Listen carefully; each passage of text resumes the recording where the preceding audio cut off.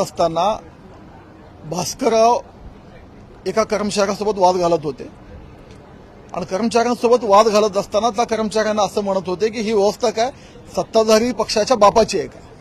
आणि मी त्यांना सांगत होतो की भास्करराव तुमच्यासारखे ज्येष्ठ सदस्य, या सभागृहातला अनुभवी सदस्य आणि सभागृहात वारंवार नियम कायदे सांगणारे तुम्ही, डेकोरम कशी सभागृहाची मेंटेन ठेवायची हे जर तुम्ही बुद्धी लोकांना शिकवणार आहेत, तुम्ही बाहेर येऊन अशा गोष्टी बोलू नका। सत्ताधारी पक्षाचा बाप वगैरे काढू नका।